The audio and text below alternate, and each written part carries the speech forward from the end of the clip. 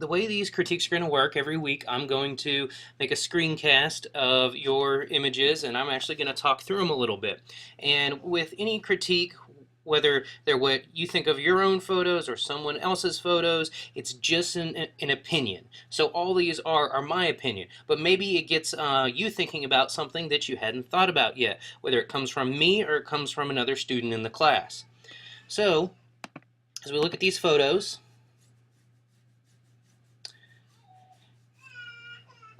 okay, so the assignment was filling the frame and rule of thirds, and you definitely did the rule of thirds with your building on the right-hand side. And I think it's a fine photo for what it is. And then I noticed this next one is very, very similar to the first one, and you only submitted 4 photos. So next time in any other assignment, and also for this one, please make sure there's 4 very different images. Now it's fine to submit these 2, because then we can look at them and think, well, do we like this one or the one before this better?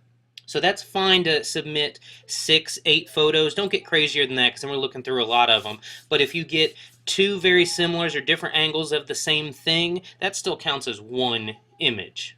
So make sure you have 4 different ones. So if we look between these 2, I personally like the first one better because it gives us a little bit more place, that we see that the home is on a lake, whereas this one, it looks more just like a log cabin. We miss that whole lake in the foreground. So if I was going to pick one, I think the one in the first one does it a little bit better for me.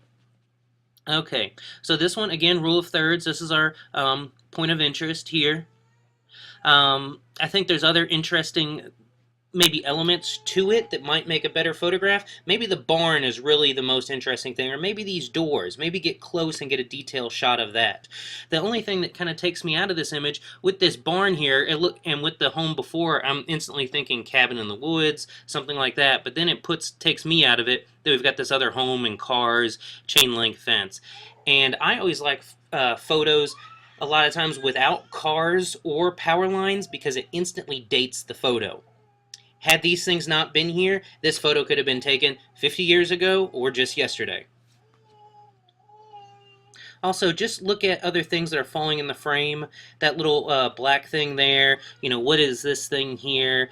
Just try to clean it up a little bit, and our eyes are just kind of going over everywhere. Do we look here? Do we look here? Do we look here? So just think about that.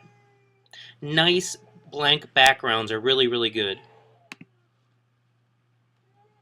Okay, rule of thirds again. I don't think this one as much kind of fills the frame like we had talked about, but I didn't really expect you to do it for every single one, but just think about how that works.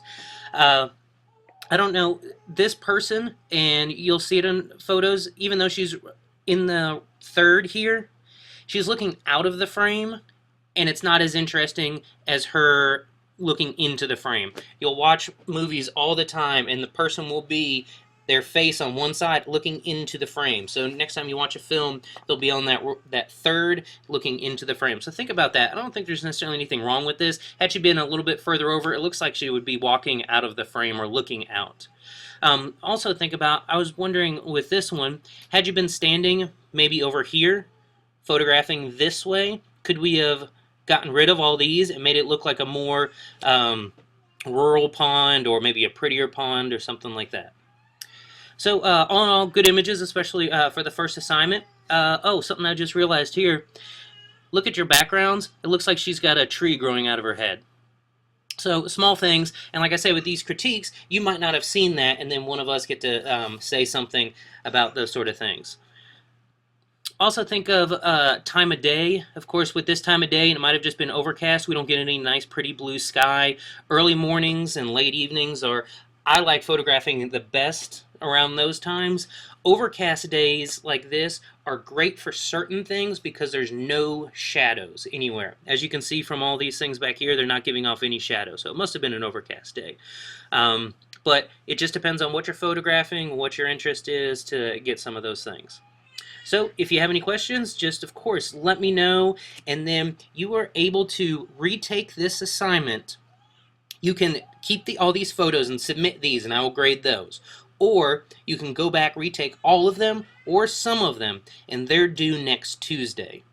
So on Tuesday, then, I will give you a grade for these photos. And this will happen every single time. You get a few days to do your initial assignment, submit it Monday at midnight. I critique them on Tuesday. You watch the critiques on Wednesday.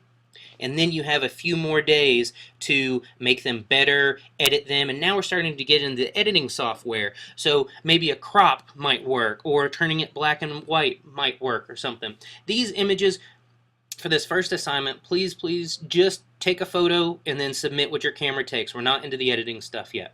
So thanks for everything. Let me know if you have any questions.